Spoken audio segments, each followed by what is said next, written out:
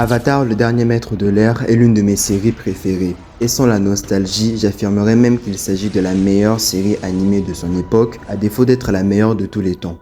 Même si c'est peut-être pas faux. Tout dans ce dessin animé frôle la perfection. L'histoire originale, une animation de très bonne qualité pour une série des années 2000, les protagonistes attachants avec un vrai background, les antagonistes complexes, les décors et surtout l'écriture les gars, l'écriture. Ce qui rend le scénario de ce chef-d'œuvre des studios Nickelodeon si complet, c'est qu'ils ne cherchent pas à en faire trop et encore moins à tout nous donner tout de suite. Non, la série prend son temps pour nous installer à l'intérieur de l'histoire tout en nous introduisant dans son univers déjà très bien établi par les créateurs. Je me demande si je ne préfère pas les boules de feu à tes horribles noix. Bonne nuit. Et cela se reflète très bien à travers le personnage de Zuko qui bénéficie du meilleur arc de rédemption, toute fiction confondue. Quelle précision, Prince Zuko! J'ai eu un bon maître. En gros, c'est le plus charismatique des méchants qui deviennent gentils.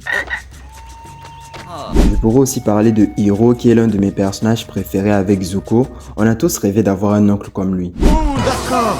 Tout bien réfléchi. Profitez-en donc encore quelques minutes. Et je mentirais si je disais que je n'ai pas pleuré lors de la scène où Hiro va rendre visite à son défunt fils. Je vous jure que cette scène, elle m'a brisé le cœur. Si seulement j'avais pu t'aider, toi aussi. Ce que je retiens le plus dans cette série incroyable, c'est son humour, surtout les scènes avec Sokka. Oui, on va tous se faire dévorer par un monstre géant.